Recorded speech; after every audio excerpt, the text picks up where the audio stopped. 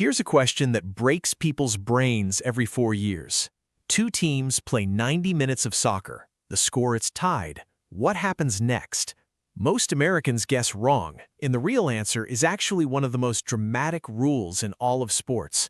By the end of this video, you'll know exactly what happens when a World Cup match ends in a tie, why the rule is different depending on the stage of the tournament, and why one specific method of breaking a tie has caused grown men to cry on live television.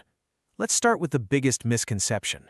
In the group stage, the first part of the World Cup, a tie is completely normal. Nothing dramatic happens. No extra time, no shootout. The game just ends. Here's why. Each team plays 3 group games before the tournament moves on. It's basically a mini round robin, like a small league inside the bigger tournament. And in a league, ties are allowed to just exist. Nobody needs a winner every single night. Instead of forcing a winner, the World Cup uses a point system. Win a game, you get 3 points. Tie a game, you get 1 point. Lose, you get 0. So a tie isn't nothing. It's actually a small reward. Think of it like a video game, where losing gives you 0 experience points, but almost winning still gives you something. At the end of the group stage, the top teams based on total points move forward. Ties barely slow anything down. But here's the twist almost nobody expects. Once the World Cup moves into the knockout stage, ties are suddenly not allowed to exist anymore. Why? Because the knockout stage is elimination. One team advances, one team goes home. There has to be a winner no matter what. So if 2 teams are still tied after 90 minutes in a knockout match, the tournament doesn't just flip a coin, it goes into extra time. Extra time is exactly what it sounds like. 30 extra minutes, split into 2 15-minute halves. Same rules, same intensity. Except now, every player on the field is exhausted, and every mistake feels 10 times bigger. Here's a fun fact that surprises people. Extra time isn't sudden death anymore. It used to be. Whoever scored first back in the 90s instantly won the game. But FIFA changed that decades ago because it made teams play too defensively. Nobody wanted to take risks when one mistake ended everything instantly. Now, even if a team scores in extra time, the clock keeps running. The full 30 minutes gets played out. It's more fair, but it's also more brutal because now teams have to defend a lead for much longer. And if the score is still tied after full extra time, this is where things get legendary. Penalty kicks. This is the moment casual fans actually recognize, even if they've never watched a single full match.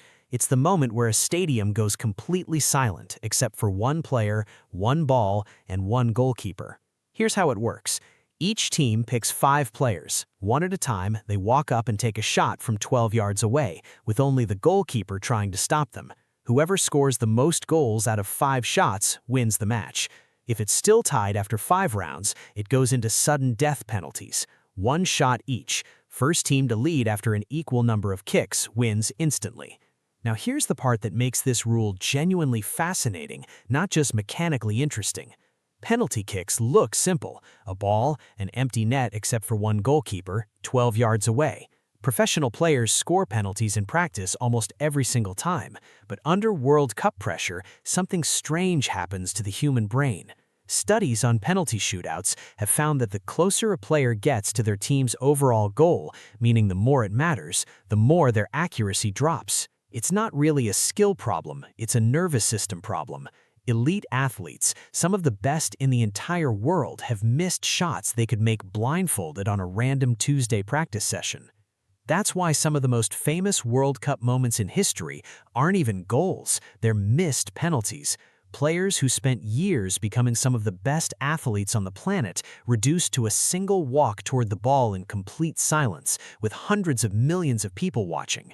Here's an example that shows exactly how brutal this can be. In the 1994 World Cup final, one of the greatest players of that era stepped up to take a penalty in a shootout and missed by sending the ball over the crossbar completely. Not saved, not blocked, just missed. That single moment became one of the most replayed images in World Cup history, more than almost any goal from that tournament. That's the strange truth about penalty shootouts. They're not really about who's the better team anymore. At that point, extra time has already tested skill, stamina, and strategy. Penalties test something completely different: nerve. And this is where a surprising psychological pattern shows up. Teams that shoot first in a shootout statistically win more often than teams that shoot second. Just the order of who kicks first can shift the odds. Researchers believe it's because whoever's shooting first plays with less pressure, while whoever's shooting second is constantly reacting, always one step behind, always feeling like they have to match or overcome what just happened. So even something as basic as a coin flip before a shootout can quietly influence who becomes a world champion. Let's bring this all together. If a World Cup match ends in a tie during the group stage, nothing extra happens. Both teams get 1 point and the tournament moves on. If a knockout match ends in a tie, the game goes into 30 minutes of extra time. If it's still tied after that, it comes down to penalty kicks, one of the most mentally intense moments in all of sports, where the outcome depends less on talent and more on nerve, order, and who can stay calm while an entire country holds its breath. Here's the one thing worth remembering next time you're watching a World Cup match that suddenly goes to penalties. You're not just watching a tiebreaker, you're watching some of the most talented athletes on the planet get reduced to the exact same pressure a 5-year-old feels taking a game-winning shot in gym class. That's what makes it must-watch television, even for people who've never followed football a single day in their life. If you want more World Cup breakdowns like this, simple, fast, and made for people who are just getting into football, subscribe. There's a lot more of this tournament left to explain.